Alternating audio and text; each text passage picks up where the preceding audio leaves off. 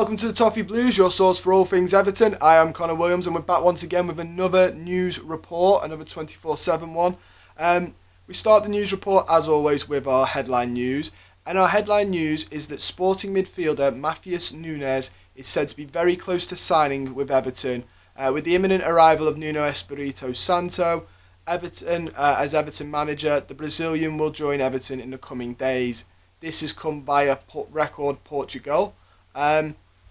I'd love to tell you guys I know loads about this player. I really would, but unfortunately I don't. But I did do some research into him, because I don't want to come on here and be ill-informed. So from what I've gathered here, he's played 31 games for Sporting. He normally plays as a centre mid. He's come off the bench a couple of times and occasionally plays centre right mid. Centre defensive right mid. He's got 3 goals, 2 assists, made 7 key passes, 9 chances created, and has an 84% pass accuracy. From what I can gather, he's not your goal-scoring midfielder, and I don't think he's quite your assister either. I think he is build-up play, and build-up play midfielder, and what I mean by that is he's the man who passes the ball to somebody before they make the final killing ball. I think he's more of a carrier out of midfield, so you'd put him there as somebody who's a bit more defensive and he'd carry the ball out. Yeah, a little bit like Decore is, I think. I don't think he's got the energy levels. I don't know, he might do. I don't know if he's got the energy levels of Decore, but that type of player where, someone wins it, passes it on, they bring it out to a good spot, pick out a good pass to the person who makes a killer ball for your striker or wingers to finish. I looked on WhoScored.com as well to get a feel of what his strengths are. They said he's got no weaknesses, but I don't know how extensively they cover him. His one key strength is dribbling. So again, like I said, I think he is going to be that midfielder who brings the ball out of midfield, carries it well, which we need. I think that's an area we could do with improving. Certainly, he loves a long ball. Again, a good area for us to improve. Sometimes, the long diagonal balls, they might not be pretty, but they're the ones that can break open defences. And that'd be quite good to have. He does get fouled often. I mean, if you're a great dribbler of the ball, it comes hand in hand, doesn't it, that you tend to get fouled often. You look at Grealish, great dribbler of the ball, very often fouled. So, I mean, if it means us winning more set pieces and we can really hone in on being good at set pieces, obviously we've got Calvert-Lewin. And then we'll have Rodriguez and DCL, who are great deliverers, and Calvert-Lewin's a great head to aim for, so is Mina, so can Keane. Richarlison can head the ball, so it could end up playing well into the tactics if Nuno wants to play for the fouls. He also commits a lot of fouls apparently. I mean, I don't think he's your defensive. Like I've said, I don't think he's your defensive midfielder. I don't think he's your full-on attacking midfielder.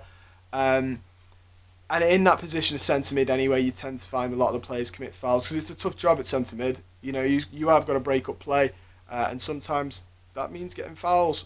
But yeah, I don't know. He's a Brazilian who's in the Portuguese league.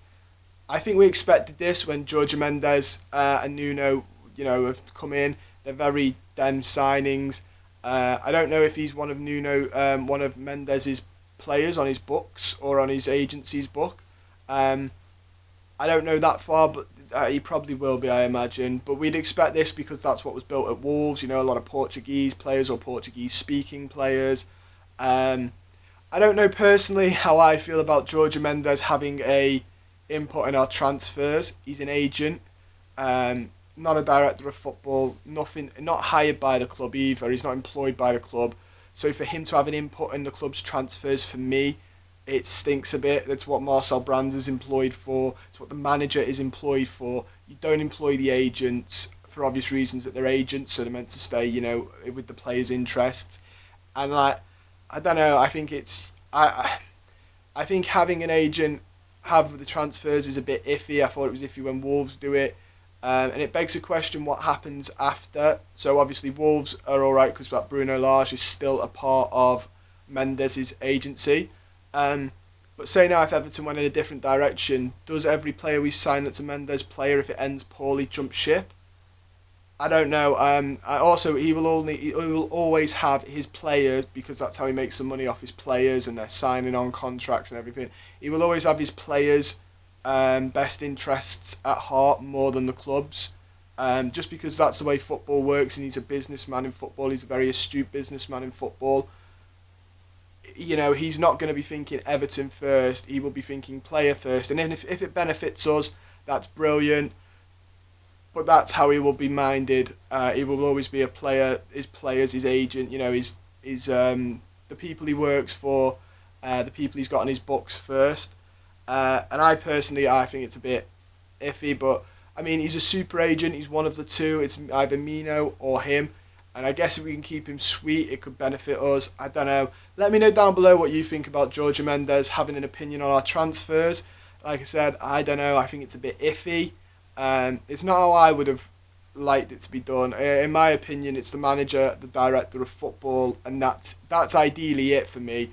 I mean, the owner who spends the money will have an opinion because it's their money. But in an ideal world, his opinion would be very, very minimal because you want to make signings. You want people who get football and get it properly. So, but that's just my opinion. You'll let me know down below if you disagree. If you think this is brilliant for us. So yeah, let us know. Speaking of Everton players, though, James Rodriguez has spoken about his future at Everton. The Colombian said on his recent Instagram live when he was asked would he go to Madrid, "I don't know. I don't think so. If I stay another year here, that's fine." This was asked, obviously, by a fan who was, you know, wondering if he'd go to Madrid. These comments I'm going to take as a positive on his staying. I mean, I don't think he actually knows. I don't think he's, you know, selling false pretenses. I don't think he does know.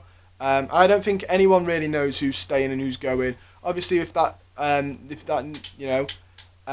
Matthias Nunes comes in, there's a big question on a lot of our midfield. Does Gylfi stay? Does Tom Davis, who's been linked with Leeds quite a bit, stay? Does Andre Gomez stay? Probably, but does Andre Gomez stay? I'd say more so now that Nuno's there and there's the Portuguese link.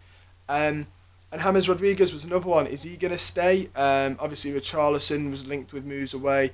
And I don't think anyone knows yet because there's no manager yet. You know, Nuno's not yet been confirmed. It's almost definitely likely, but until it's confirmed, you never know with football. He was very much confirmed at Palace, and that went up. But I mean, if you didn't want Nuno, don't get your hopes up. I think he is going to sign. I just want to put that out there. I'm not giving false hope or false info. I think he will sign, but you just never know till he's on the dotted line and he's at Goodison with his scarf because anything could happen. But I don't think he does know till we've got, the manager in. The manager's assessed the squad. He's seen what he likes, what he doesn't like, who he likes, who he doesn't like. At this minute in time, I think everyone is a bit, I don't know. But I'm going to take Rodriguez's comments as he wants to stay another year. I mean, going to Madrid would have been a bit funny anyway because obviously they were happy to get rid of him and give him us for free. But obviously now Ancelotti's back and Ancelotti really does like him. He's took him nearly he took him to Bayern Munich with him. He took him to Everton with him. He could take him back to Madrid. We'll have to wait and see. We also have the news that Everton's Jordan Pickford had played 90 minutes for England's win over Croatia. Dominic Calvert-Lewin also got a 4-minute cameo. England won the game 1-0, a goal through Raheem Sterling from a great Calvin Phillips pass. I don't know if many of you watched it. I have watched it because I'm trying to watch as many games of the Euros as I can. And just because it's the summer, it's football, I enjoy watching international football. I love watching all the other teams play, all the best players in the world coming together to play for their national teams. I watched Belgium last night, Belgium-Russia. That was very good. Lukaku's fantastic, as we know. But yeah, I watched the England game and I thought Pickford played well. I thought Croatia were a bit poor, so he didn't have a lot to do.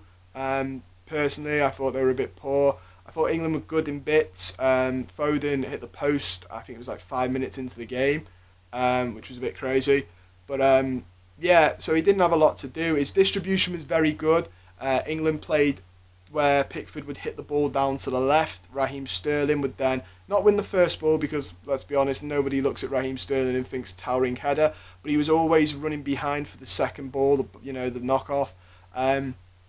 and that seemed to work quite a lot. And that's why Jordan Pickford gets picked for England over Pope and Johnston and Dean Henderson, because his distribution, and it is good. You know, on his day, Jordan Pickford's one of the best distributors of the ball in goal.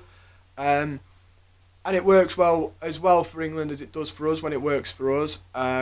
So yeah, he played well. Calvert-Lewin, I don't even think touched the ball, unfortunately. I would have loved to see Calvert-Lewin get more time, especially because I don't think Harry Kane played very well for England. He dropped a bit too deep for me. Hardly, you know, didn't see massive amounts of him. He could have scored, but it was great defending by one of the Croats. I don't know his name, but it was a fantastic, I forgot which player it was, but it was a fantastic clearance to stop Kane, who you'd assume would have buried it. But yeah, I'd have liked to see DCL get more game time, but it's one of them. And our final bit of news today, because it is quite a slow news day, is a reminder to you Blues that Nuno Espirito Santo is probably going to be announced soon. I personally would announce it Monday, just because the media reported it all on Friday, Saturday. Everyone, I think, knows now that that's going to happen. It's just ironing the details, which have probably been done, because the rumours have just gone completely down now. Bets have stopped being taken on it. I would announce it Monday. Everyone knows it's happening. You might as well get it out of the way. Whether Everton do that or they hold off a bit, or maybe it's not as advanced as the papers are saying and there are still some things to iron out, I don't know. But it will be. I expect it to be announced early next week. So keep an eye out for that, and I'm sure we will give you the news as that happens. But that is all we've got time for today. I want to thank you all for watching. Don't forget to like the video. Share it with any Evertonians, your friends, your enemies, your family, your brothers, your sisters, anybody you want to. Subscribe as well. We really appreciate your support on the channel.